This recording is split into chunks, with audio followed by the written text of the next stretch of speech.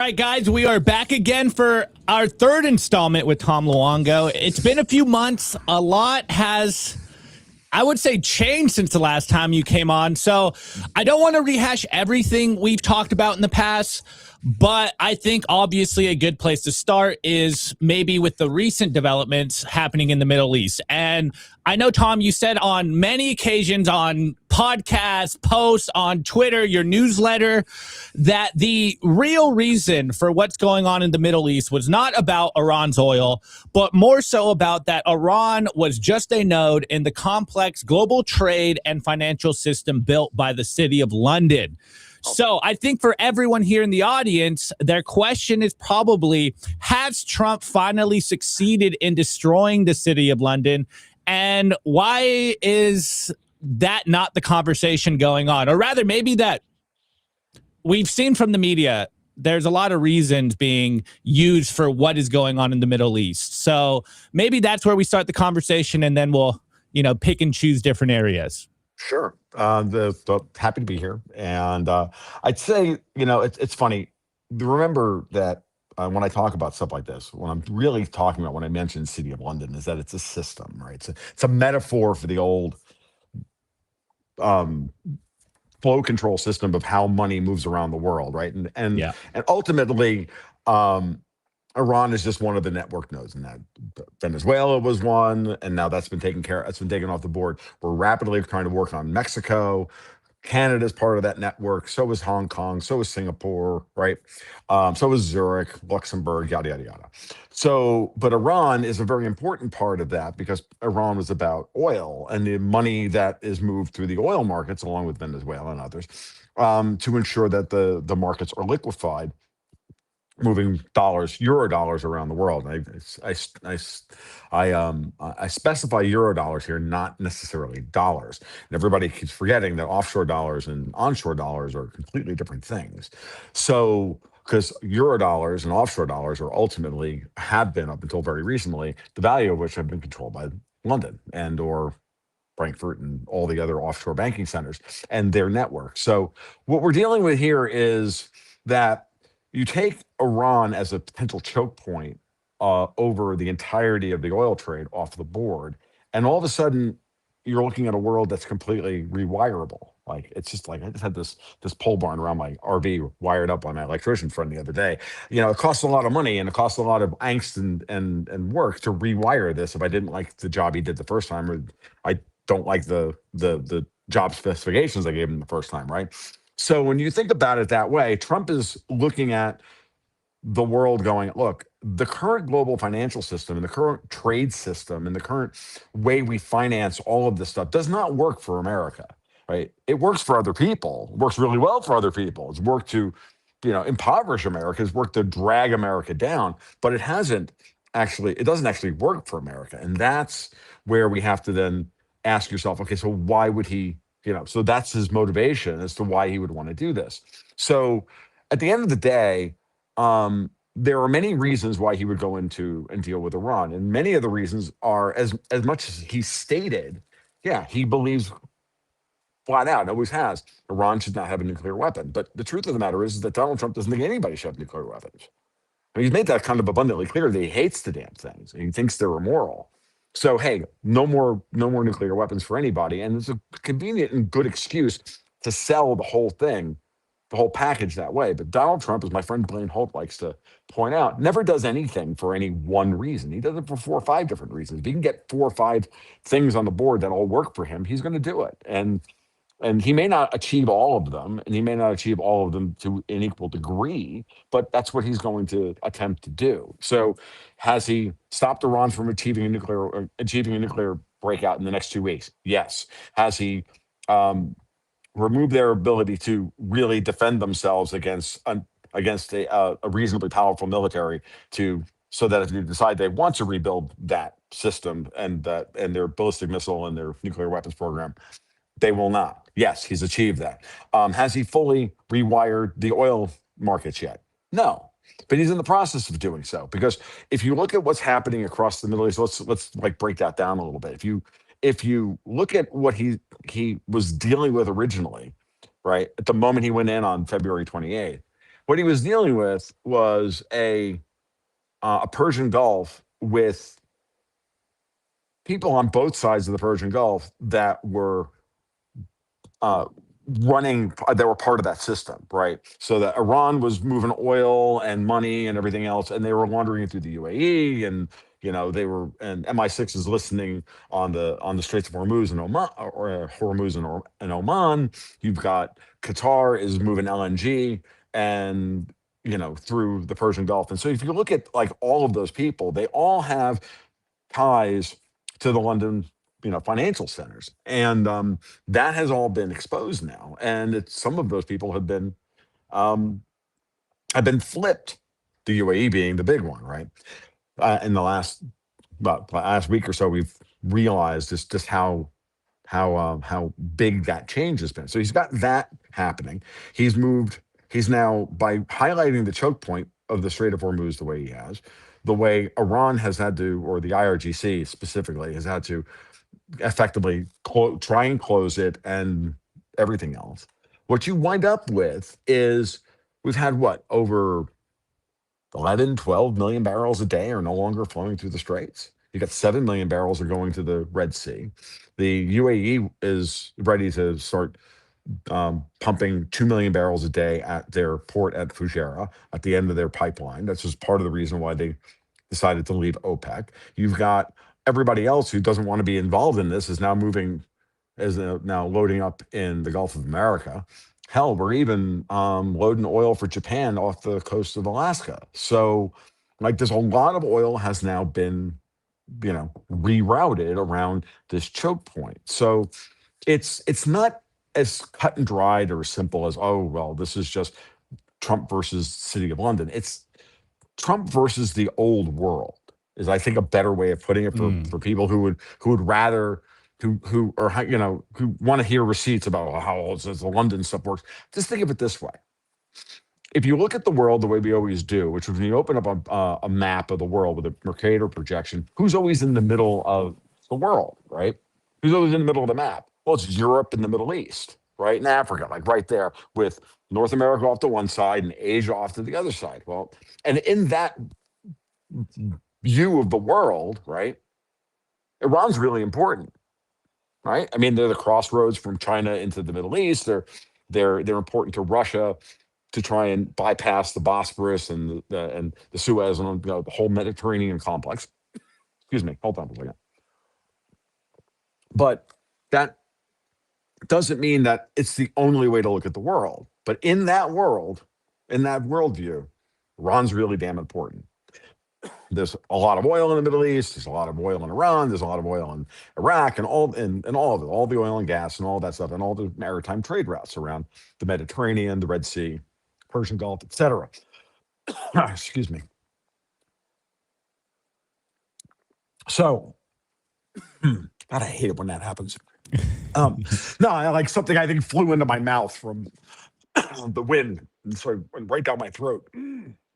Oh, come on. Okay. Yeah, Tom, So, we can't have you go on the stream, man. We can't have you go on the stream here. Take a moment. So hold on. So in that framework, right, that the old world, and that is literally the old world, right? Europe and the Middle East, it's like been the center of the world civilization for 4,000 years. But if you take that map and shift it and put Europe off to one side, Asia off to the other, and the Americas dead set in the middle, that's a different world, right?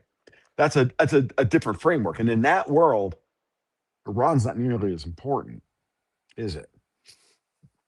Because now the trade routes, now the center of trade, the center of global finance and everything else is no longer around all of the maritime choke points of, let's just go through them: the English Channel, Gibraltar, the Bosporus and the Dardanelles, the Suez Canal, Gulf of Aden, Strait of Hormuz, right? They're not important, not as important. Even the Straits of Malacca, right? Because if you're not moving as much oil and gas and trade and everything else from Europe to China, you don't have to go past the Straits of Malacca and Singapore, right? And if you look at a lot of the things the Chinese have been doing for the last 15 years, what do you think Belt and Road is? What do you think the oil and gas pipeline from Kunming to Myanmar, the Bay of Burma, right? It's a very important way, a very important loading, uh, energy loading nodal point, so that they don't have to be bottled up behind the U.S. 7th Fleet in the Straits of Malacca. And now that was what China was doing in the 2010s, and all the way into Trump's first term, and with the whole Asian pivot with Panetta and Hillary Clinton and Barack Obama. So you have that right now. Let's shift everything over to the Americas, and you've got the Gulf of America. Plenty of ways in and out. Only one geographic choke point, the Panama Canal, which the United States controls. Plenty of ways to get in and out of the Gulf of America. Plenty of ports, lots of oil, lots of deep water ports. Miami, all the coast of Texas, New Orleans, Caracas, all up and down Mexico, yada yada yada. You have all of that. So why do we have to be bottled up in the old world like this? And that's what Trump is asking. And that's what Trump is kind of talking about at this point. And so it doesn't really matter at the end of the day whether Iran is destroyed, not destroyed, this, that, or anything else. That is I'll be frank, a lot of Iranian and to a lesser extent Russian propaganda. Really what this amounts to is, if you look at the beginning of the war, you had the Americans saying these were what our strategic objectives were. On the other side, you had the whole Iranian propaganda wing centered around Alexander Dugin and all those guys saying all Iran has to do is survive, like the Pepe Escobars and the Dugins and all those people. And you could see you could see that talking point promulgated through the entire alt media space. And I don't care who it is you're talking about. They all said the same thing. And I'm like, excuse me, you don't get to define America winning the war that they chose to fight on your with your terms. We have our strategic objectives. We have achieved all of those strategic objectives, and it doesn't matter whether you survive or not. Ultimately, it's not about it's not about any of this old world, new world. It's not about any of that stuff anymore. We embarrassed the Americans. They lost in the Straits of Hormuz, or all this like delusional nonsense, because it truly is delusional nonsense, right? America has lost. What are you talking about? America has lost. Okay, no, because if you look at the situation as it stands right now, what do we have? We've closed the Straits of Hormuz. Nobody can get past if we don't let them. Really? Then why didn't you shoot down a whole bunch of U.S. Navy destroyers yesterday and the day before? Oh, that's right, you couldn't. Which is what all of us have been saying, who have looked at this militarily since like day 3 of the war, when the Americans let everybody know they were flying A-10 Warthogs over the Persian Gulf. Like, excuse me, if we're flying A-10s, you're not shooting them out of the sky. These things are literally sitting ducks, right? To modern air defense systems, part of the reason why the A-10 is not, this is a very important point. The A-10, the Air Force wanted to get rid of them because they're sitting ducks against modern air defenses. Yeah, I agree. But guess what? We killed all their modern air defenses. And now all they've got left is a bunch of slow-flying drones and some fast attack boats, which the A-10 is really good at killing. And they have proven this over and over and over again over the last 7 weeks. So Iran never really closed the Straits. Who closed the Straits was always London, right? Who closed the Straits were the ones who said no shipping insurance, no ships move. And everybody who went along with that, created or helped create the talking point. Well, look, we had 130 ships going through on February 27th. Now there's only 13. Yeah, well, like, who's are they involved in this nonsense or not? Some of them are just like, look, we can't move until there's insurance available. Okay, well, the United States then turns around and says, we'll give you insurance. But the prerequisite for that insurance is that you have to accept our escorts. Or if you want our escorts, you have to accept our insurance. And now that we're ready to start escorting ships around out of the Straits, you can assume by inference that those ships are not taking our insurance. So this is what's going on. The Iranians aren't in charge of anything in the Strait, and they haven't been for weeks, like literally weeks. So now we're into the, are you or are you not going to actually surrender? to a war you've already lost. And if you're not, well, we can wait you out, which is where we are. That's fine, because every day that that happens is another day that the world rewires global trade away from the Strait of Hormuz. Because the truth of the matter is that nobody does business where there's uncertainty. So if we're not certain as to whether or not our ships are going to get blown out of the sky by some, Persian death cultist or whatever, like, sorry, like, I'm not going to move my ships in there. Okay, well then you're just going to have to go some other route. That'll make things a little bit more expensive. That'll do this. It'll force people to build pipelines or railroads or whatever they have to do, or more different ports will become more important than the ones we had previously. Like, this is the thing that drives me nuts, is like, why do we have to accept, why does everybody just accept the fact that, on February 27th, the straits were open and everything was working fine? No, everything wasn't working fine. The world was actually paying a very large chaos premium on global trade, because there was always this threat that if somebody looked at Iran sideways, they'd close the straits. Well, now they don't even have that. Isn't that better? Because once this is all over and they finally submit, or not, and they're going to submit eventually. They're either going to get bombed back to the Stone Age, as Trump has threatened, or they're going to finally come to the deal and come to the table and make a deal. And if they come to the table and make a deal, fine, great, you get to live. Like, the Iranian people get to live. They get to choose their a new government and all the rest of it, and that'd be great. Kind of like what's happening in Venezuela, which is phenomenal, honestly. What we had in Venezuela was clearly, just organized crime running the country. So that's gone now. And now we're, moving towards something better. Not something great, not something, it is what it is. It's better. And better is better.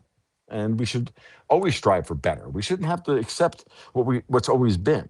And that's that. So I'll leave it there. There's many other aspects of that I haven't gone into, of all of this. I haven't gone into, but it's all, but that's, down to brass tacks.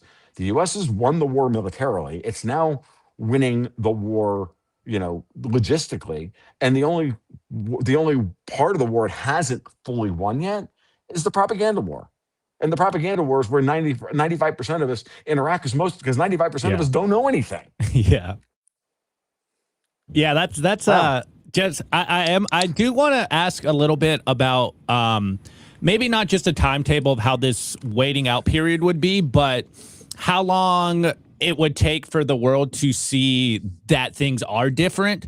Like, what would we be looking for? And in your mind, just what is the timetable? Like, if what you're saying, and I see the chat, they're like, I don't believe the 4D chess Trump stuff. And I've always been, as we've talked, like, things may not be as they seem, considering that we all know about the fake news media. They spin their narratives. We've, I think, done a pretty good job on this show, following the money and showing who is behind these big media conglomerates.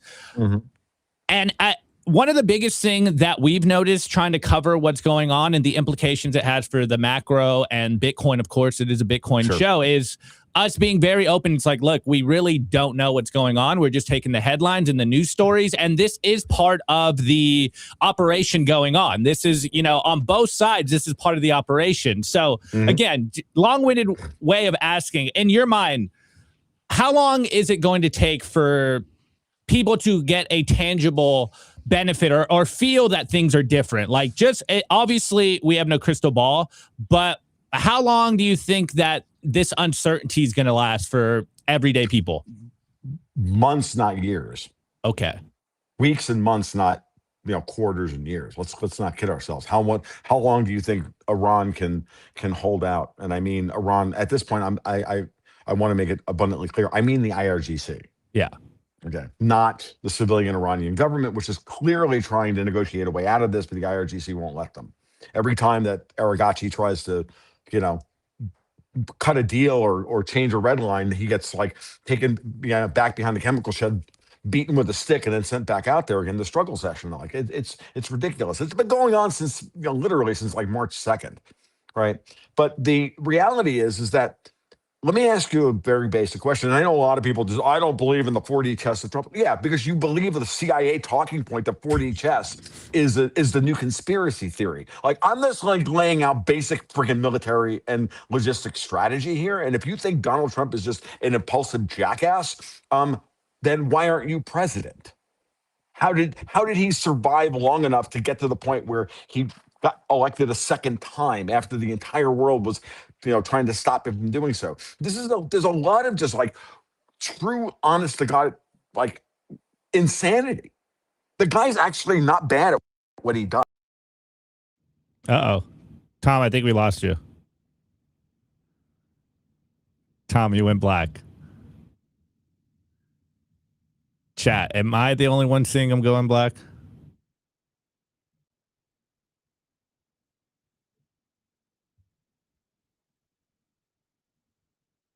One sec. Oh, there you are. There you are. Okay. I had a phone call come in on my iPad. Okay. Shut everything up. Okay. It's because some scammer wants to sell me a business loan that I don't want. Christ. God save me from Indians. Okay, now, seriously, I think everybody really needs to take a step back and ask themselves just how much. Why do you believe Donald Trump is just an impulsive jackass, and just maybe, actually has maybe a better strategy? That's not 4D chess, folks. What I laid out to start out with is not 4D chess. That is exactly what anybody with his set of goals in mind would start doing. And maybe, just maybe, he's better at this than you are, and that's why you can't see it. And you should ask yourself that question on every day, because otherwise you're just a barking seal responding to whatever it is that is out there in the zeitgeist. And there's a whole lot of overlapping intelligence operations out there to rob you of your reason. If you go through and you look at events, it's pretty clear why he's doing what he's doing. Like, don't listen to what he says. I can argue all day long about that. Look at what he actually is doing. Look at what's happening. Okay, we're exporting 6 million barrels a day out of the Gulf of America. There's 9 to 10 million barrels a day have been taken off of the Straits of Hormuz. Okay, that's a big rewiring of the world. Okay, go look at the trade routes. Go look at the AIS data, and you'll see more people are going around the Horn of Africa and going the Cape of Good Hope, and the trade routes are just changing because people are going to react to them. So to your question as to how long is this going to take, it's going to take as long as it takes for the IRGC to realize that they no longer have a benefactor behind them that's willing to stand behind them. And I'm going to try and lay it out for you in this way. And the easiest way for me to do this is I'm going to give you two other examples.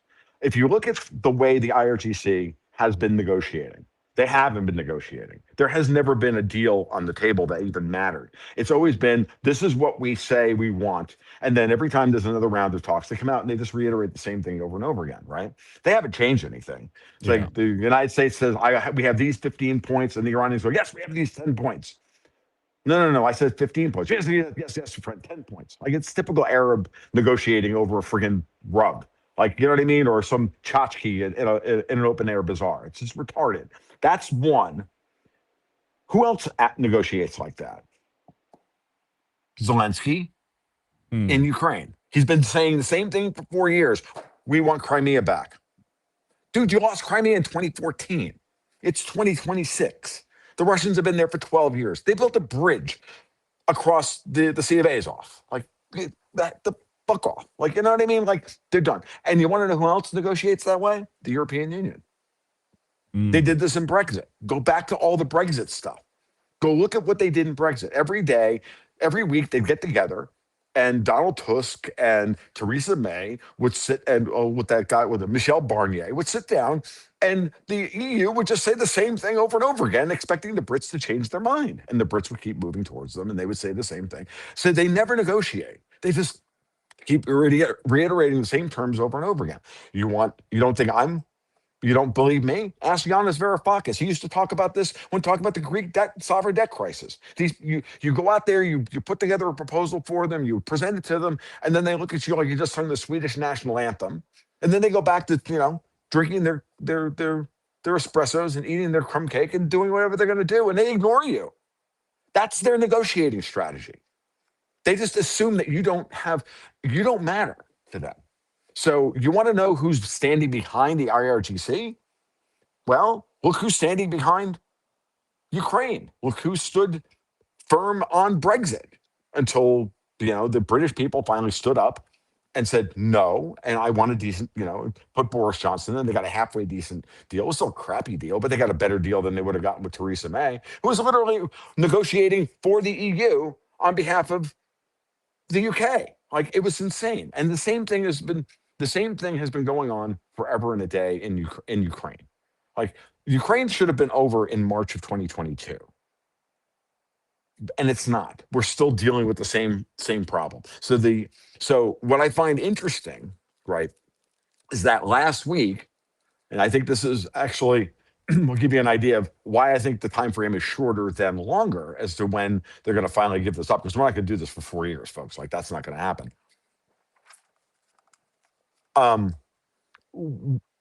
Why I think things we've had a bit of a break in the logjam is that last week when King Charles, or as I like to affectionately call him, King Sausage Fingers, comes to the United States, gives a speech before Congress, speaks with Trump, at the state dinner that night. And if you really watch Charles's speech, which I did, and I was nauseated most of the time, even though he's quite charming, I realized that while he's like putting out like little things to Congress, like, he's not democracy and legislature, separation of powers. And he said something about, help us fight the war against, the Russians in Ukraine, yada, yada, yada. 90%, the other 90% of that speech was, well, just to put it simply, more simple minds than it was Imperial March. More don't you forget about me than dun, dun, dun, dun, dun. Like, it was very obvious that Charles went to the United States to say, yeah, we can't stop you from doing whatever it is that you're going to do at this point. We can, we can try and assassinate you, Donald. We can do this, we can do that, but whatever. Like, we've had 2 assassination attempts in DC in the last 3 days. Like, so there's one this morning. Like, someone's really big mad about all this. They want, like, JD Vance, and they want Trump gone. There's 3 assassination attempts in 10 days. But that's what I saw from King Charles, right? I saw this kind of pleading of, if you're going to go on with the true independence of America for the first time in 250 years, don't forget about where you came from, which is a way of saying, don't forget about the royal family. Don't forget about the heritage, which speaks to my friend Ian Burlingame's point about, what Charles's actual role is. So let's break that down a little bit. So if that's the case, isn't it interesting that on Sunday, I think it was Sunday, I saw the latest offer from Aragachi. They finally moved on. Iran did finally moved on uranium enrichment and monitoring and all of this stuff. That no, we don't have the right to, enrich uranium to 60% or weapons grade. We don't have the right to. We're giving up the right to a nuclear weapon, right? They would always talk out of both sides of their mouth about this. This is, again, another one of those, moments where you watch them not negotiate while quote unquote negotiating. We watch them now move red lines. Now, why did we watch them move red lines? Did it have to do with the king? Did it have to do, possibly, if you believe only the City of London angle, or if Charles was the spokesman for, that part of the old European colonialist collective, those old families? It's possible. Or did something else happen that made it, or is it that the IRGC is just beginning to finally lose control over the civilian government in Iran, which would also get you to the same situation. And then there's the UAE saying where they're leaving OPEC. Now, what happened yesterday? the minute that it looked like there was going to be and by the way, this all happened during a British banking holiday, which was on Monday. You had a couple of things happen. You have Trump moving, having the U.S. Navy escort a bunch of ships, including one from Maersk, right? That would be the Dutch company, through the Straits of Hormuz without incident, right? You had a British military report that the Iranians, hit an American destroyer, but no video, no, it's the internet. Like, pics or I don't believe you, right? So I don't buy that story at all. And then the Iranians, flew some drones and hit the port at Fujairah to punish the UAE for, quote unquote, betraying them. Okay. So what's the net effect of that? Well, it pushed the price of oil up again because the price of oil was trying to drop again. So you're constantly trying to keep this thing above water to try and keep the price of oil up to hurt Trump politically at home, because that's their only method. The only way Iran wins, or whoever, Iran plus their benefactors, shadow benefactors, call them what you want, City of London, the Rothschilds, I don't care. Pick, I don't care at this point. Davos, whatever. High table, fine. If what I can tell you is that it's not Israel, because they're making moves to support the UAE here. So sorry, those are facts. Deal with it as you want, Juicebergs. I don't really care. What's important now is that these are facts. This is what's happening. And, the only way they win is if they can hurt Trump politically at home and cost him the midterm elections. And how do you cost them the midterm elections? Well, you push the price of gasoline to $5 a gallon, blah, blah, blah, blah, blah, right? Well, someone's moving the price of gasoline here in the United States in the gasoline futures contract on almost no volume. It's 370. It was 370 a gallon this morning. And I'm looking at the chart, like there's no volume. It's like somebody's like, but there's never any volume in the gasoline futures market. But, like Brent crude, same thing. If you can move the benchmark, you can have a price that everybody points to, even though the market isn't really based on that at all. So, it's like, obviously that's the real psyop. That's the real 4D chess that's going on here. The real 4D chess is someone is trying to do political damage to Donald Trump to keep him from winning the midterms, which makes sense. Everybody's fighting for their lives here. Like, don't get me wrong, when I talk about the Iranians like trying to win the propaganda war, I get it. Like, if I were them, that's what I would be doing. Like, I don't begrudge them fighting the war the best way they can in order to affect the outcome that is best for them. That's in their best interest. Well, the United States is doing the exact same thing. And why would anybody who's watching this not analyze the United States from that perspective and not analyze Donald Trump's actions from that perspective? If you're not, maybe it's because you're either gaslit, delusional, or you just want us to lose. Tough, we're not losing. Now what? That's between you and your therapist and the guy in the mirror. I don't give a shit. I'm here to talk about the raw, hardcore politics and the potential economic downfall, downstream of this. And since everybody else has taken the under on Trump's ability to navigate this, I'm taking the over and just being a prick about it. Because why not? Someone's got to tell that side of the story, even if it's not, even if you don't believe me, that's fine. But you should at least listen to it. You should at least consider it. And I just find a lot of people just not considering it whatsoever. And that just seems dumb to me. Because you're going to tell me that Iran has won the military war because they bombed a bunch of abandoned bases in the middle that we had like laying around in the Middle East. And were basically nothing but cargo containers and air and temporary airstrips. Really? Okay. 4 F-15s and an A-10. Ooh. No, that's not a win. It's just not a win, folks. And the truth of the matter is that right now, Donald Trump has put more assets, military assets, in theater than were staged on February 28th when he started the war in the first place. So what do you think is going to happen next if Iran chooses death, or the IRGC chooses death, or to put it in Indiana Jones speak, they chose poorly? What do you think is going to happen? Then you're going to watch what we thought we were going to get originally, which is unless they're borrowing dual-use infrastructure. Okay? Now, interestingly enough, today's what? May 5th. On May 8th and May 9th, Vladimir Putin has announced a ceasefire in Ukraine in, in accordance with wanting to celebrate the 81st anniversary of the end of World War II, or what they call the Great Patriotic War. But this morning I saw the post from the Russian Defense Ministry, which said, and we're doing this, and if the government in Kiev violates this in any way, we will unleash holy hell on Kiev in a way that we have chosen not to out of humanitarian reasons for 4 years. So Putin's lost all patience with this nonsense. I am willing to stop hostilities and try and end this war, but someone doesn't want this war to end.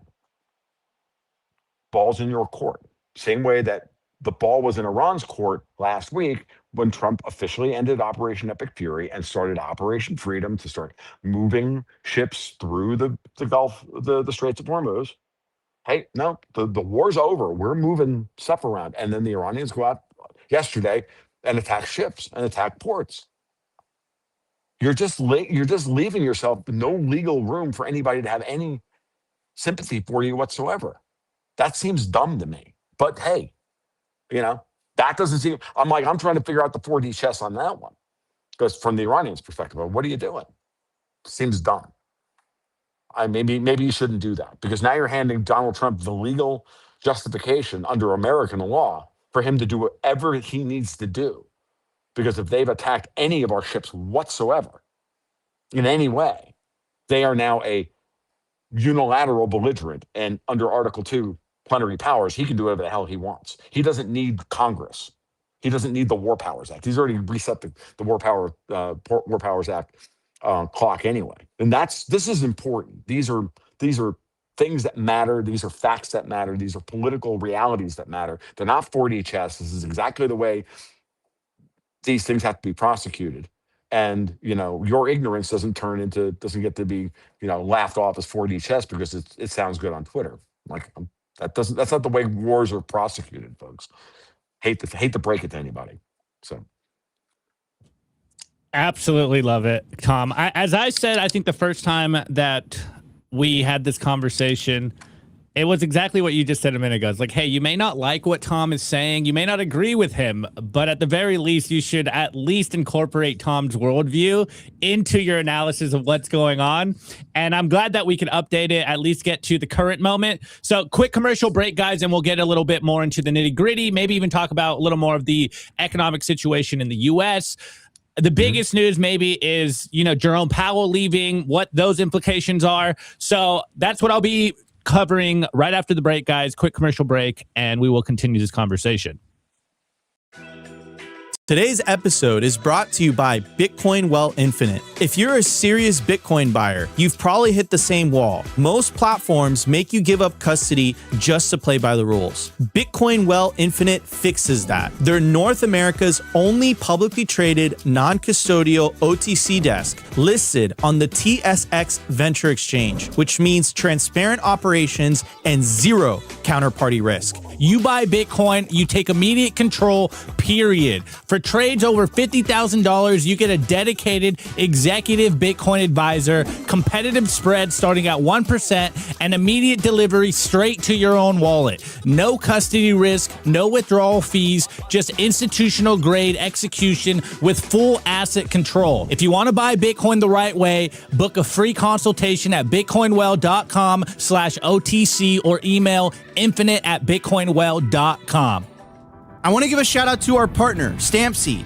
Is your Bitcoin in cold storage really secure? Are your seed phrases really secure? StampSeed's do-it-yourself kit has everything you'll need for you to hammer your seed words into commercial-grade titanium plates, instead of just writing them down on paper. Paper is fragile. Titanium plates are strong. Your words are actually stamped into the titanium plate with this hammer and these letter stamping tools. Once the words are in, they aren't going anywhere. No risk of the plate breaking apart and pieces falling everywhere. Titanium stamp seeds will survive nearly triple the heat produced by a house fire. They're also crush-proof, waterproof, non-corrosive, and time-proof. And now you can customize your titanium seed plates. You can upload your design or logo, and they will laser engrave it on the back of your seed plate, the opposite side of where the words are. Stamp your seed on StampSeed and use promo code SIMPLY to get 15% off anything on the stampseed.com store.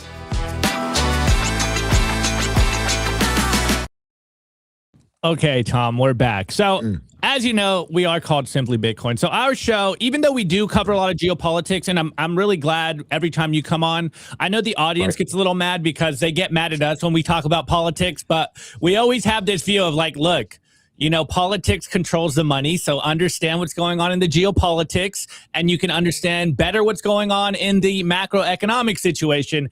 It really upsets our audience, but we do it anyways because I think there's a lot of value there. But again, this is a financial show in, you know, for lack of better words. And we have been covering, of course, a lot of the stuff coming out of the Fed. And as our audience knows, you know, Jay Powell, last FOMC meeting, you know, he's on his way out. Well, you know, Kevin Warsh is supposedly coming in. Jay Powell is going to stay on the, you know, board of governors here.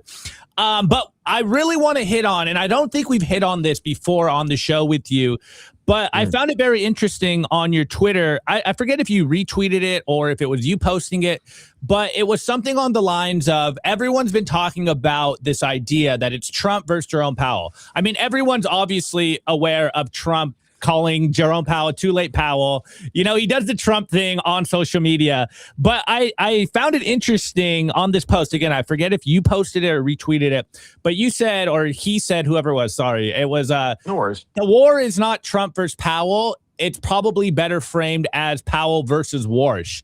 What do you mean by this idea? And maybe break down kind of the landscape for people so they can understand maybe the implications of what we just had and what is potentially on the horizon. Sure. There's there's actually a lot to this, and I'll try and be brief and whatnot. But there's a lot to this. So let's start with the basics.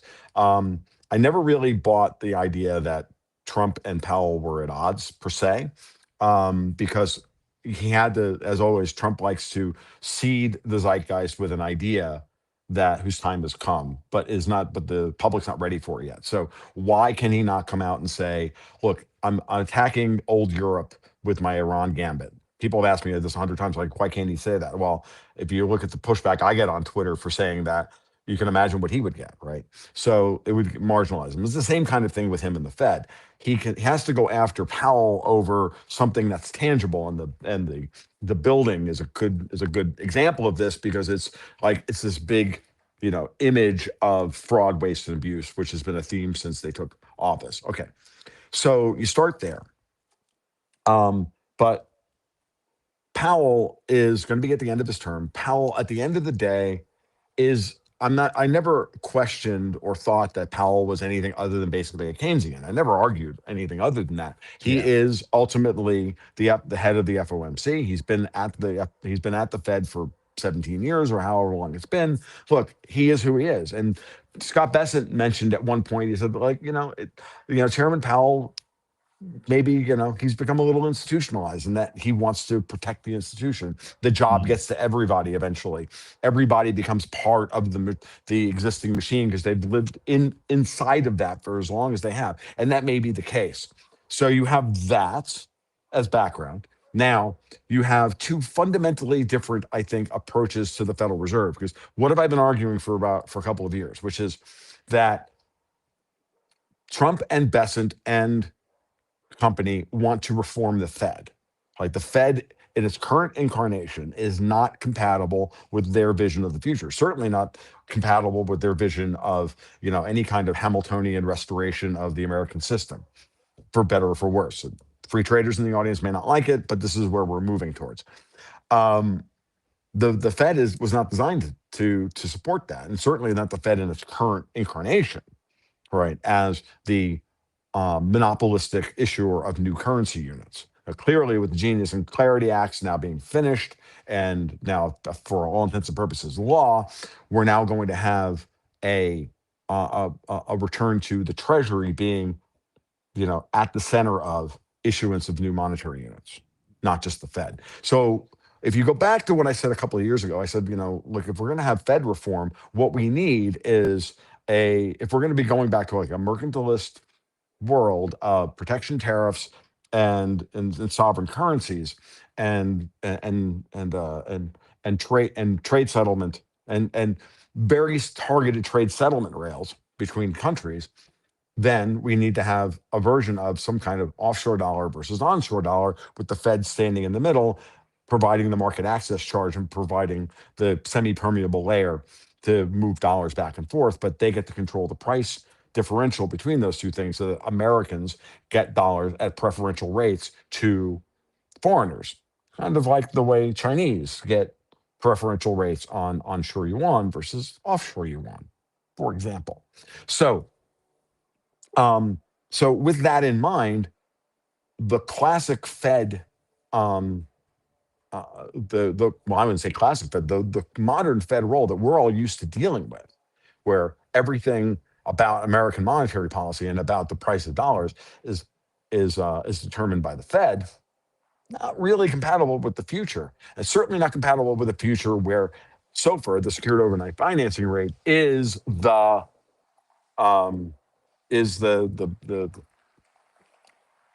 my mail's getting delivered. Just drop it off if you would, please.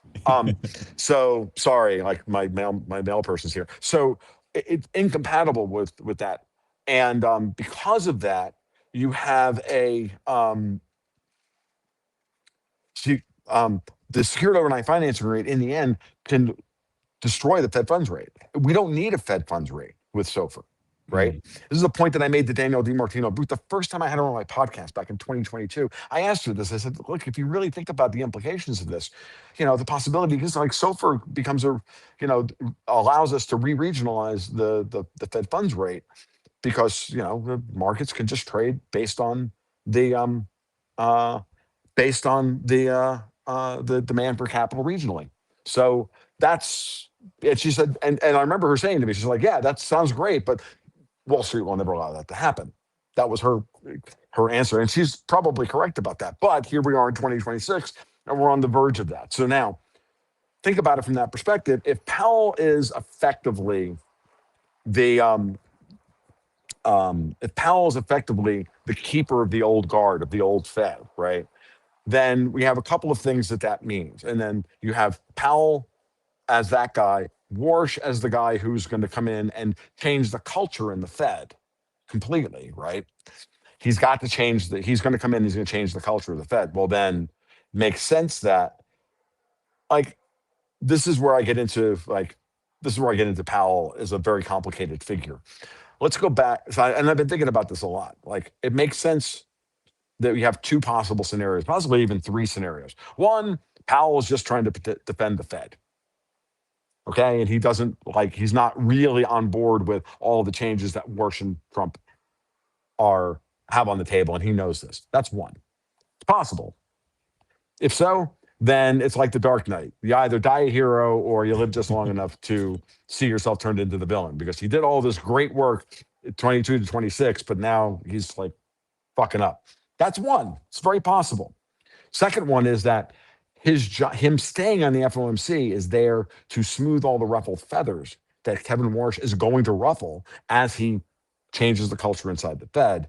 And Powell gets to be kind of, the guy who smooths everything over internally, right?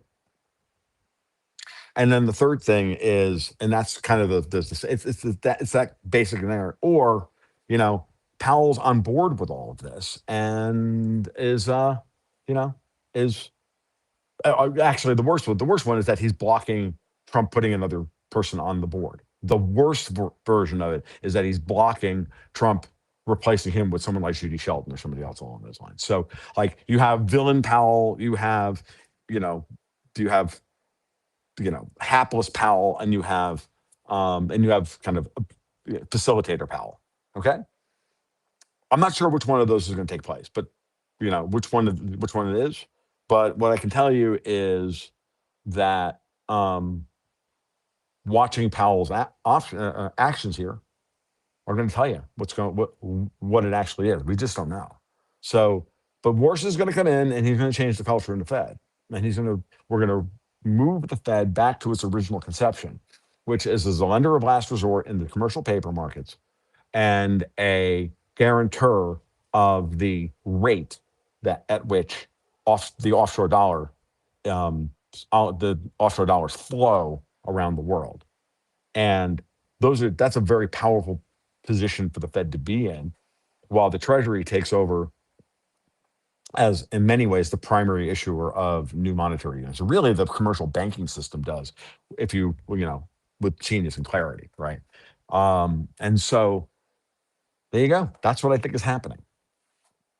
Interesting. It's most of our chat is Bitcoiners. They do come from a libertarian perspective. They're very anti-state, but when you put it in that context, it's like Trump or yeah, I'll use Trump. He's really doing what a lot of Bitcoiners have been saying forever. It's like he may not be essentially ending the Fed like as a whole institution, but it does seem like in the context you laid out, he's ending the Fed as we know it, which maybe that's a baby step towards the libertarian dream here. Yeah, it is, but I don't think the libertarian dream is. I know. We don't. I'm off that. I'm off that train. I know. We don't have to rehash that. No. That's fine. There's nothing wrong with that. Look, I'm fine. But here's the thing: the libertarians right now are wrong about everything. I hate to break it to everybody in the audience, but you're wrong about and the reason you're wrong about this stuff is it's very simple. Peace at any pacifism at all cost. Excuse me, no. You have real enemies out there that are willing to do you harm. You're being invaded. You don't have a freaking country. Your political borders, like, excuse me, if you're an open borders libertarian and you're talking Bitcoin and you're thinking maximal decentralization tomorrow, nice. We can get there. That's a goal. You want to get to that goal? Get to that goal. But how are you going to get there? I've been saying this for years. The order of operations matters. The first you reform the Fed back to its original conception, run that as an interim, and then we'll see if we can make that work. You're wrong. The libertarians are all wrong about the war, every one of them, from Ron Paul on down, and everybody parroting those talking points, including people like Marjorie Taylor Greene, Tucker Carlson, and Robert Barnes, and all the rest of them. They're all wrong, absolutely wrong. Trump needs to be doing this. Period. This needs to happen. Sometimes a war is just. Sometimes this isn't a war of colonization. This is a war of liberation. And you have to, if you reframe everything that's been happening since the beginning of this year as wars of liberation for real, and that you can use these evil institutions like the US military and the Federal Reserve, sorry, like you can use them. They're tools, they're technology. They can be used. Bitcoin is not it's not a good technology. It's not a bad technology. It's technology. How it's used is what's ultimately going to determine. We're going to use that technology however we need to, however we want to. And the reality is that, and here's the next one for you, and I'm going to channel my partner Dexter White on this. If you're also goddamned right about everything, self-evidently right about everything, why haven't you built anything? Why is it that Bitcoin is only really going to win? Because it's now become part of the financial system, is going to be blessed as collateral within the system next to gold in order to do what? Rebalance all the books. And it's right here and it's staring us in the face right now. Bitcoin's trading at 81,000 this morning. While everything else is struggling, now it's Bitcoin's time to be let out of the box. And, which is good. It's just great. Don't get me wrong. I've said it many times. I love Bitcoin. Still have it. Still buy it every month. I buy a little gold. I buy a little Bitcoin. I save some dollars. I do a little bit of everything. Why? Because I'm going to be agnostic about this. Because in the future, we're going to watch the purchasing power of all of these things rise, including, to a lesser extent, the U.S. dollar.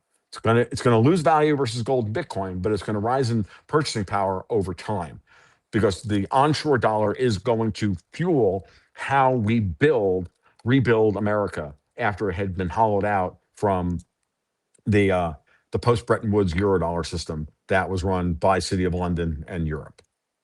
And that's reality. And until all those systems are gone, until all the vestiges of those old systems are gone, and by the way, they'll never will be. But until they're deprecated in importance to the point where they're no longer threats to our livelihood as humans.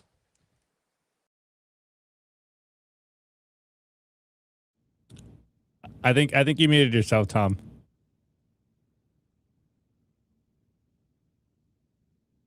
No. It's muted. Yeah, you're muted. Or did I mute? Yeah.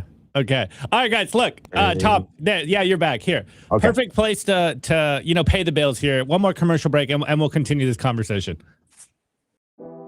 I want to give a shout out to our partner, Ledin. Here's something most Bitcoin holders never figure out until it's too late. You're sitting on wealth you can't touch without selling. Ledin fixes that. Bitcoin-backed loans. You keep your stack, you get cash. And they just introduced their lowest rates ever. No complexity, no fine print. The larger the loan, the lower the rate. These new rates apply to all new loans, refinances, and renewals. You'll see all the rates up front before you apply. The new, lower rates come with Ledin's gold standard protection. Your Bitcoin remains custodied and is never lent out for interest. Perfect 8-year track record of keeping clients' assets safe. Auto top-ups, LTV alerts, and partial repayments to keep you in control. Repay whenever you want with zero penalties or monthly payments. Ledin's perfect $10 billion track record through every market cycle in the last 8 years speaks for itself. Don't choose between a great rate and the safety of your Bitcoin. Get both at Ledin. I want to give a shout out to our partner, BitKey. If you already self-custody your Bitcoin, you already know the deal with hardware wallets by now. Complex setups, clumsy interfaces, and a seed phrase that can be lost, stolen, or forgotten. BitKey fixes that. BitKey is a multi-sig hardware wallet built by the team behind Square and Cash App. It packs a cryptographic recovery system and built-in inheritance feature into an intuitive, easy-to-use wallet with no seed phrase to sweat over. It's simple, secure, self-custody without the stress. Time named BitKey one of the best inventions of 2024. Get 20% off at bitkey.world. That's BITKEY.world with the code SIMPLY.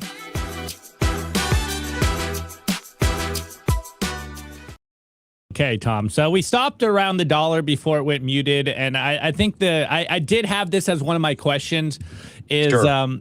Amongst a lot of Bitcoiners in particular, and maybe even broader, the hard money advocates, there is obviously this idea of that what we're seeing is the diminishing power of the US dollar.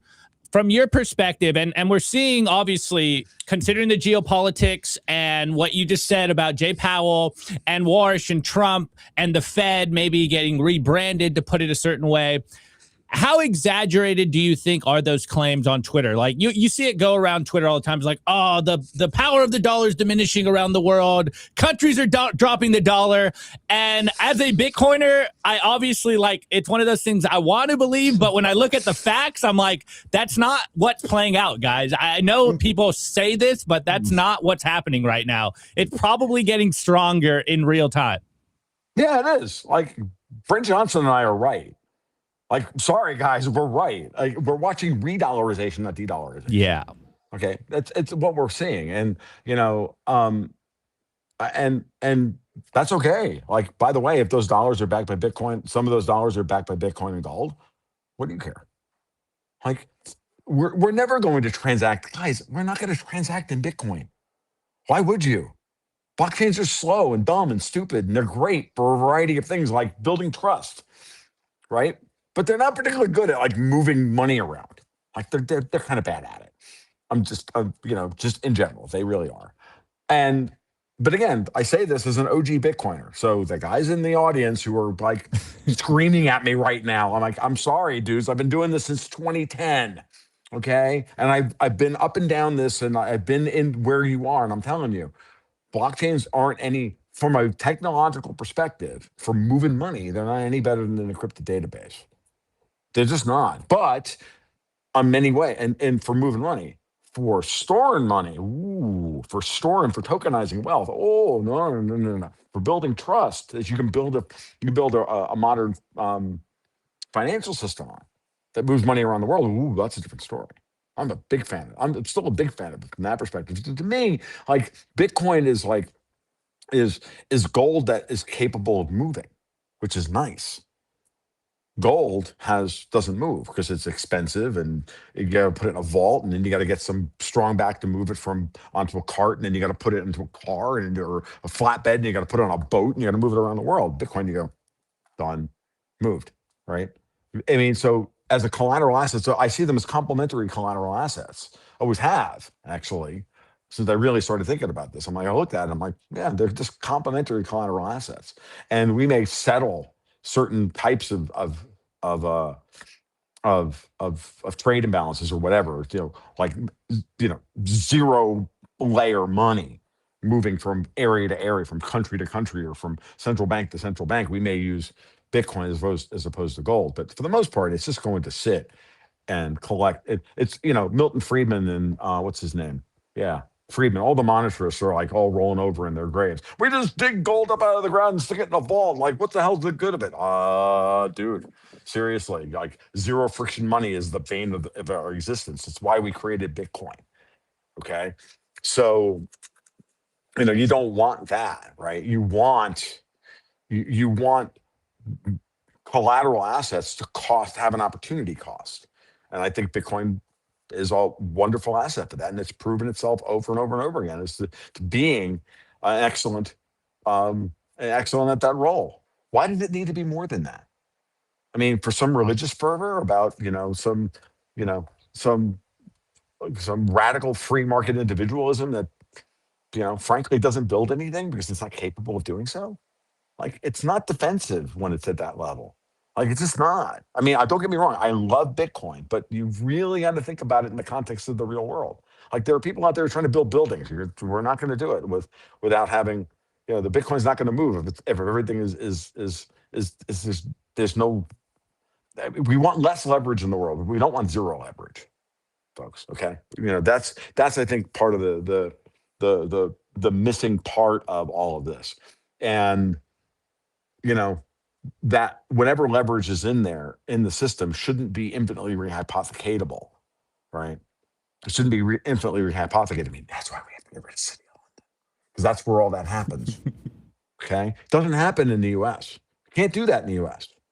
Can't infinitely rehypothecate in the U.S. We have much stricter rehypothecation rules, right?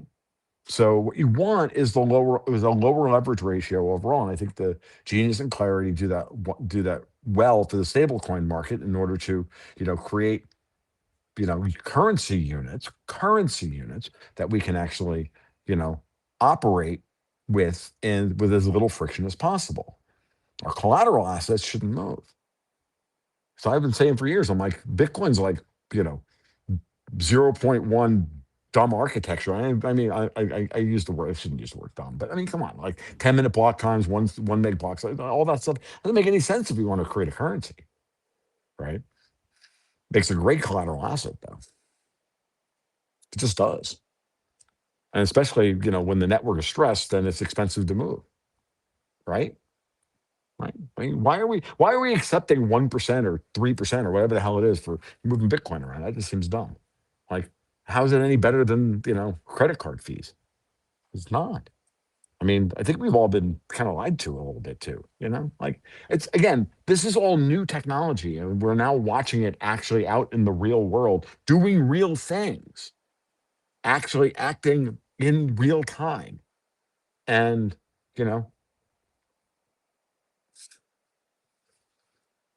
some things have some things have advantages over other things. Some things are suited for, there isn't, I don't know about you, but I don't use a screwdriver to hammer nails, right? I use a hammer. Maybe I'll use an axe with a blunt end on it. And I can have my hatchet use it 3 or 4 different ways. You watch bushcrafting videos, you can see a guy using a hatchet in 100 different ways, but he's still not going to use it to drive screws with, last I checked. But then again, he might not have any use to drive screws. But the day he does need to drive a screw, he's going to go buy a goddamn screwdriver. Because that's the way the world works. That's what technology, that's why we have all these different tools. And Bitcoin is just a tool. just like gold, just like the dollar, just like stable coins, just like the cigar, which is the tool of, I don't know. I'm not even sure why I do this. They're just fun. So. Okay, Tom, you really triggered the chat on that one, but I want to I want to kind of combine all of the conversation that we had so far with Bitcoin. I saw you say something. It was on a show or it was a Twitter post, but it was something on the lines of, we've seen how Bitcoin has acted when the U.S. has basically destroyed the dollar. Now that we're moving into this era where the U.S. is defending the dollar, obviously, as you mentioned earlier, we saw Bitcoin at 81K this morning. It seems to be rising. But how do you think Bitcoin reacts in that scenario of the U.S. actively defending the dollar? You kind of talked about it a little bit just a minute ago, but how does this play out? I don't know how it plays out. I'm just telling you that isn't it interesting that we're not at 250K or a million or whatever the cycle was supposed to give us? It's amazing what happens when the United States decides to start defending the dollar as the world's reserve, not as the world's reserve currency, because we're not doing that anymore.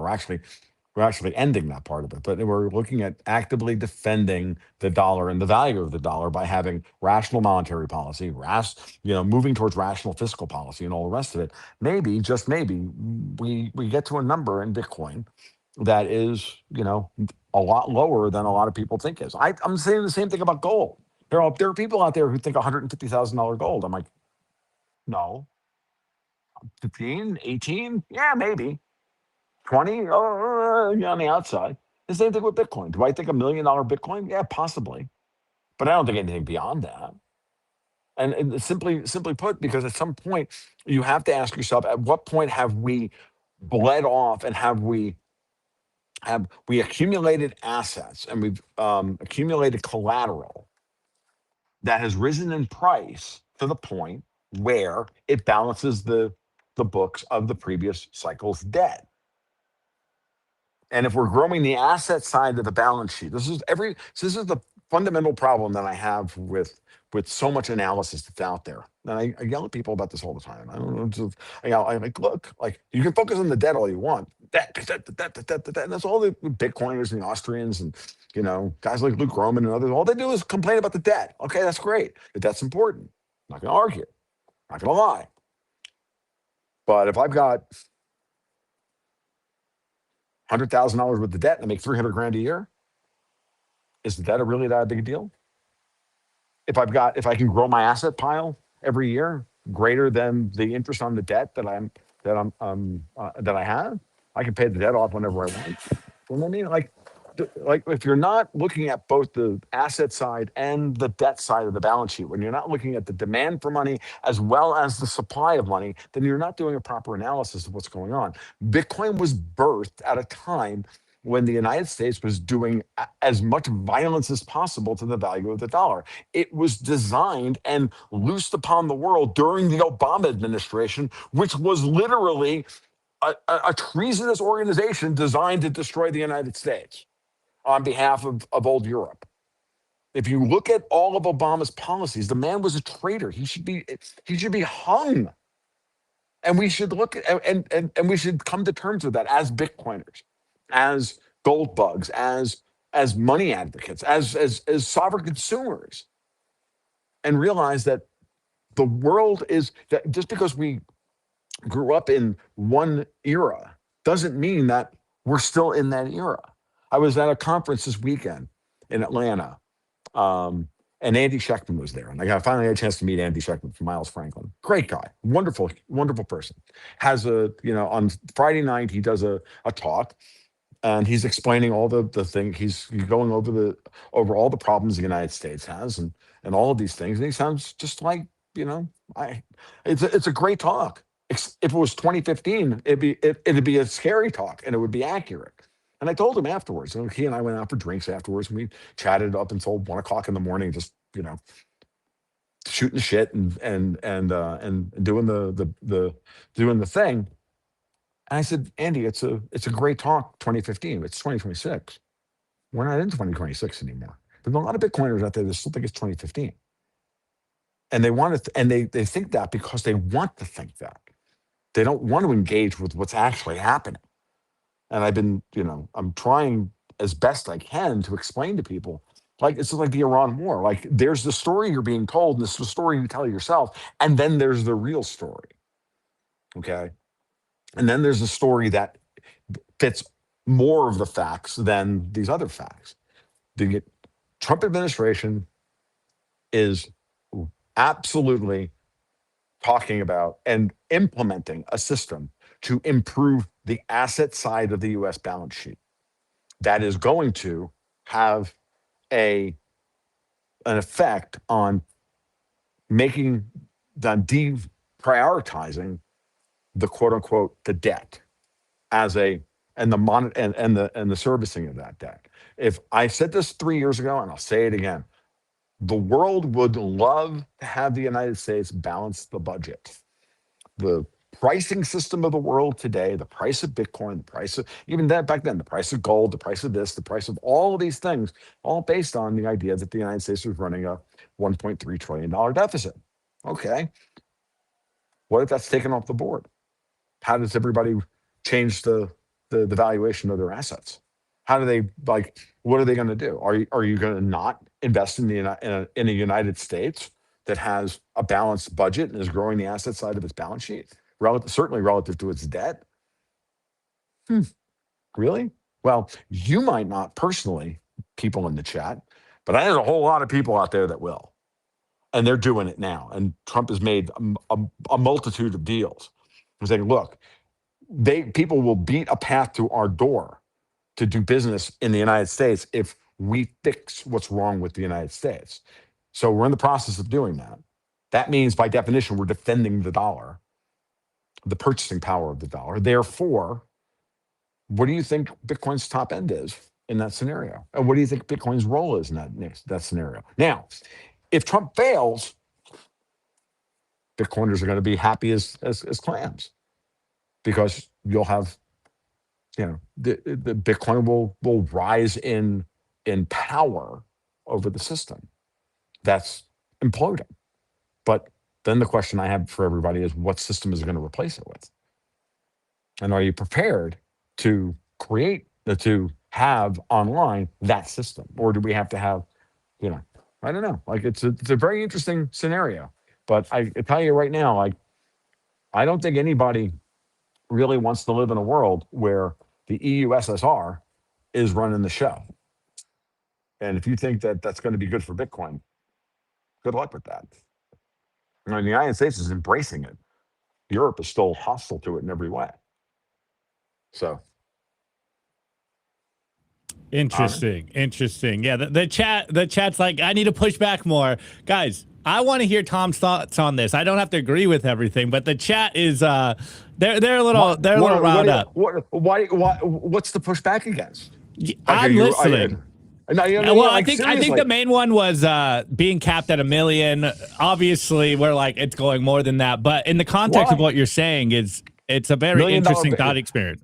When go look at the Fed's balance sheet, go look at the debt, go look at what we can. The numbers are pretty stark, but I mean, pretty straightforward. Do the same calculation that Jim Sinclair did in 1980. How did he come up with $880 an ounce for gold? He divided the reserves by the debt.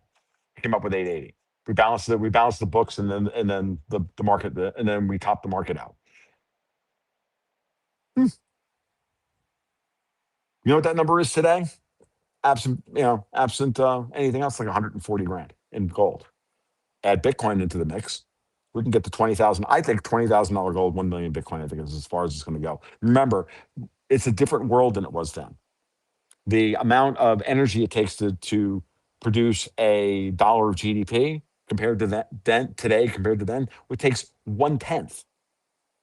Actually, it's even less than that. We're 10 times more efficient with a barrel of oil today in terms of producing GDP than we were back then. Roughly 10 times. Like 1990 was like 7 times. So you go back to 1980, it's probably 10 times, right? Like these numbers are real, right? So, whatever happened back then, the question is today, I look at it and I go, the market, and this is where the free marketeers in the audience need to, check their premises about how much they believe in their free market fees. Isn't the market going to decide what the leverage ratio between the U.S. assets and U.S. debts is going to be? Does it have to be 1-to-1? Does it have to be 0.5-to-1? Can it be 2-to-1? Can it be 3-to-1? Maybe today it's 8-to-1. I don't know. Whatever the number is, pick a number as to whatever you think the assets versus liabilities are. Valuations. Okay. Well, the closer as we move towards bringing those two things in balance, doesn't the law of diminishing marginal utility take over? Last I checked, it does. I'm not a Malthusian. Anybody who makes the infinite argument for the price of Bitcoin is you're just a Malthusian. You're just a Malthusian talking your book. Great. I don't believe in Malthusian arguments. Never have. In fact, it's one thing that I can I can debunk easily at all and forever is any kind of Malthusian argument. Well, it's like this now, so therefore we continue to do it like that.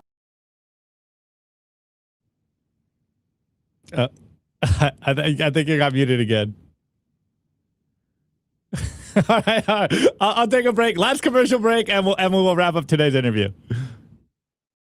I want to give a shout out to our partner, HIVE Digital Technologies. Fueled by clean energy, HIVE has quadrupled its global Bitcoin mining footprint and channels that same scale into high-performance compute, where their AI cloud is now ranked #1 in the world for network performance. At HIVE, you've got dual engines, Bitcoin and AI humming, roaring, accelerating in unison. They're lean and mean, they're green and clean, and they're rewriting the playbook on sustainable digital infrastructure. You can catch the latest buzz at HIVE Digital Tech or at hivedigitaltech.com.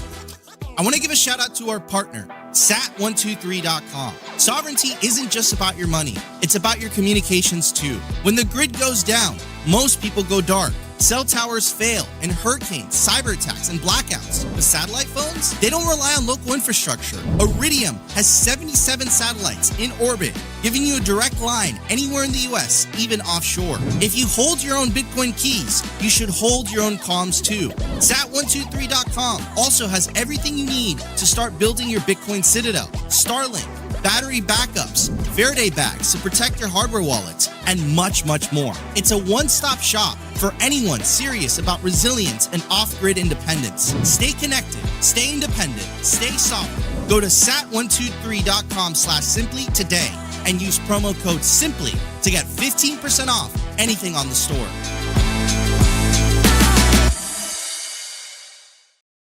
Hey, Tom, I hope you're back. Can you hear me? Or I can't hear you now, though. Yeah, you're still muted. There you go. Is that better? Yeah, you're back. Okay. All right. You guys know at the end of these Tom Luongo interviews, I do like to open it up to the chat. So chat, be respectful, be respectful. But if you got some questions for Tom, maybe you can flesh out some more stuff here. I do want to be respectful of your time. Have been here for almost 100, an hour and 20 minutes. So right. We'll do maybe a couple in the chat, and then I have a silly question, Tom. Sure. Your podcast is called, Gold, Goats, and Guns. Started that years ago, and around the time I believe when you started, from what I looked, it was about 5 years ago when you started. The price of gold was about $1,500. If you started your podcast today with gold roughly around 5,000, would you still name your show the same thing today? Absolutely. Okay. So your thesis hasn't changed at all. No, I mean, look, even though you said you moved away from libertarianism. Wait. Gold, goats, and guns is a portfolio strategy. Okay. Cash flow, industry, defense. Okay. That's all. Right? You should have, it's a portfolio strategy. It's a way of living. You don't invest until you've saved. And once you start investing, you hedge and defend your investments. That meaning you should have a hedging strategy of some form or another, or whatever that may be. And I don't care if it's it can be in your personal life. You save some gold, you have some goats to work your land with, and provide your food for your family and leather and everything else. And then you should have some guns to protect your property. because you got to protect, and that means, but if you have goats and you have to have guardian dogs, like you can have gold goats, guardian dogs, and guns. I don't care. It can be, you can change the metaphors around, right? But it's a metaphor, and Bitcoin is part of that. I mean, I could probably come up with three Bs, but it wouldn't change because I actually believe still more in gold than I do in Bitcoin. And the reason that is because the people who have the power in this world, the real power, the ones who control the guns, they still believe in gold. Yeah. And you can't argue that point. Yeah. And so, until y'all millennials are in charge of everything, great. But as long as the boomers and the Gen X are in charge, no, sorry, folks. It's still gold, goats, and guns. By the time it's, I don't know, beans, I don't know, whatever, beans, boobs, and Bitcoin. Like it's, I can get behind that. I can get behind that. Beer, guns, and pussy. Like, I don't know, like whatever. Pick a thing. It's at the end of the day. Like that's I think that still would be my favorite band name of all time. Beer, guns, and pussy. So. But that's it. Nothing would change, and it's 9 years actually we've been doing. Okay, my bad. Yeah, no worries. No worries. Okay, there are some questions in here. Some of them I might have to skip over. I think you've answered some of them before, but we got a Country Club Hillbilly. A very vague question. What is the solution to this whole deal? The solution is, build. The solution is find what you're good at and go out and build something great. You're going to never have the better opportunity to go out and build something new. And if you believe in Bitcoin, build something in Bitcoin, right? I'm not against any of this. I want to see people I want to see people prove me wrong. That would be great. I'd love for the Bitcoiners all prove me wrong. Be great. I'd love to come on here one day and go, yep, I was wrong. You guys won. Great. Happy to have that conversation with you all. But I'm dead serious when I say it. And I'm not being flip at all. Whatever it is that you're passionate about, whatever it is you believe in, you should go out and build. We should have an opportunity. That's what entrepreneurism is, right? That's what Bitcoin was built on. That's what everything is built on. It's built on the idea of, well, we have this. What do we want, right? The man acts because they want to turn what is into what will be. And only what will be happens here, right? Otherwise, the world just sinks into entropy, right? Then the Gibbs free energy equation takes over, and Boltzmann laughs from beyond the grave, going, "Hi, by the way, entropy is kind of important." But if you're going to go out and you're going to build something, going to quote unquote go out there and build negative entropy, you got to apply energy to that, and that's part of the reason why.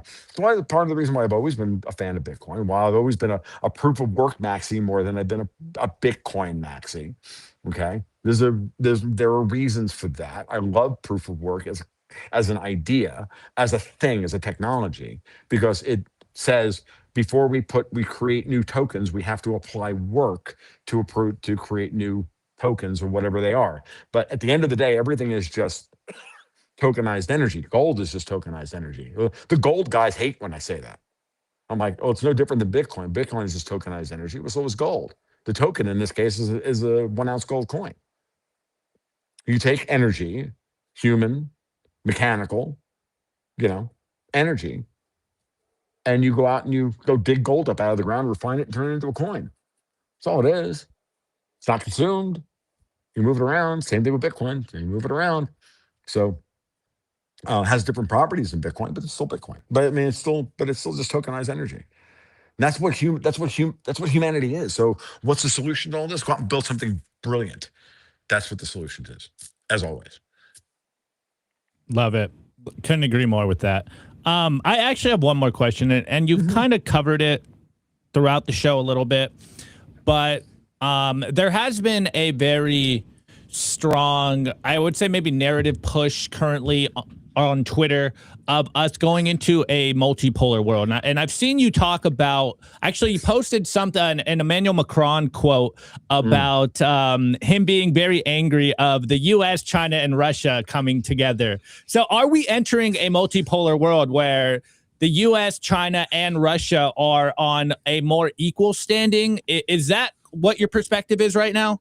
No, I wouldn't say that, not equal. Okay. But I'll say is that what I mean is, It's like a partnership, more of a partnership. not No. even a partnership, just Okay. not adversarial. Like Okay. ultimately, what I say is that ARC, America, Russia, China, are the three dominant powers in the world, along with Europe, except that ARC hates E because Okay. E wants nothing more than to destroy ARC, right? If you really look at, right, it should be, I don't know, Korea or whatever, but it's not, or, and the reason is because the Europeans still want to be in control of everything. They still want to colonize the world. So what Macron was talking about in that quote was this is the realization or the admission that the Americans, the Russians, and the Chinese have more in common in this respect than they do anything else. Than they do with Europe. Europe has been adversarial to them openly to the point of warfare. Basically, they've tried to triangulate, with Russia. They've tried to triangulate between the Americans and the Chinese, and they failed miserably. We're going to find out just how miserably in about a week and a half when Trump goes to visit Xi in China. That should be a very interesting moment in time, and everybody should watch that carefully. But I don't see, like, ARC is not going to be like the BRICS. It's not going to be a formal thing. It's just going to be like these three powers that circumscribe the Pacific Ocean have there's no reason for them to be anything other than wary um, business partners. They should be business partners. That means that they have relationships and everything else, but if you fuck me over, I'm going to come after you. So it's not it's not going to be like any kind of formal alliance. I certainly don't believe that. But in the short term, they have one thing that they all agree on: fuck Europe. And once that's done, then they can decide how they're going to carve up the world. The United States and the Russians have reasons to want to fortify themselves against China on certain vectors. The Americans and the Chinese have every reason to want to work together over with certain things, and the Russians and Chinese obviously have things to work together with. The BRICS and all this multipolarity and the BRICS and the de-dollarization and all that stuff, that was all birthed as a need out of necessity. And I still believe this. And I still think that they should pursue this because the United States may fail. Europe may still destroy the US, right? Donald Trump could fail. Okay. And if he fails, the United States is going to sink into civil war and depravity, and North America is going to be carved up, and it's going to look like the 19th century again. It's going to be ugly. Okay. But if Trump doesn't fail, then, you can start to watch a different world take shape. But in the process, while this is working itself out, while this divorce between Europe and the United States takes place, Russia and China should, with the other members of the BRICS, form a loose association where they can do business to each other, business together, and be aligned with each other in order to act as an antipode. Because what happens if the United States sinks back into where it was under Obama? Then you're going to have Europe plus the United States versus the rest of the world. So BRICS is that antipode, and I encourage them to keep that on the back burner just in case the United States fails, right? Or gets sucked back into that old, narcissistic, abusive relationship with old Europe. But if not, then BRICS will just, kind of go by the wayside. They'll still have their infrastructure. They'll still have like Enbridge and a variety of these things, because the world is going to break up into regional currency blocks or regional spheres of influence. And they're going to need to be able to, transact locally amongst themselves. And remember, as I said earlier, I do believe that the United States is moving away from Triffin's paradox. Again, this is what I was talking about with Andy Schectman over the weekend. Like, I agree. Like, yeah, we're the Triffin's dilemma or paradox, whatever you want to call it, is a problem, and we're actively trying to overcome that. And we have to retrench. pull back on our quote unquote global naval empire. But that also means as we pull back from that, somebody else is going to have to take that place. Somebody else has to build out a blue water navy to patrol, their sphere of influence, because we're not going to do it globally anymore, and we shouldn't do it globally. It's too expensive, and I'm okay with that. And there's nothing wrong with that. And Bitcoiners should really consider what the world looks like and what Bitcoin's role is in that world, where the United States isn't spending $1 trillion a year, in effect, policing, effectively policing and patrolling the seas, policing the world and patrolling the seas. I mean, it's a huge undertaking.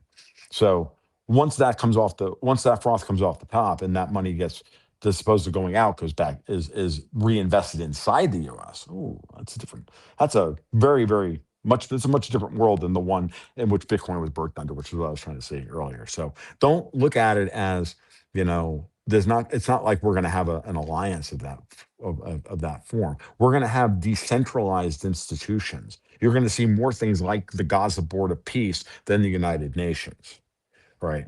You're going to see things like, there's going to be things that the Russians, the Americans, and the Chinese agree about.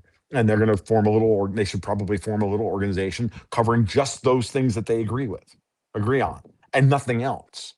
That's decentralized. That's what practical decentralization at a geopolitical level looks like, as opposed to, the fever dream of the globalists, to have one central bank, one legislative body, one military, blah, blah, blah, one taxing infrastructure, yada, yada, yada, one regulatory infrastructure, which is the dream of Europe. And I don't think anybody wants that. Certainly, I don't even think the Chinese want that. And they're still nominally communist. So. All right. Well, Tom, I just looked at the time. It's been an hour and a half. I think you gave our audience a lot to think about, even if they're going to be angry. I think every time you came on, I said the same thing, that when I first heard your thinking, it initially gets you angry, and then I sit with it a little bit, and I'm like, all right, look, I don't have to agree with everything Tom's saying, but it's an interesting framework to compare everything that I'm seeing out there.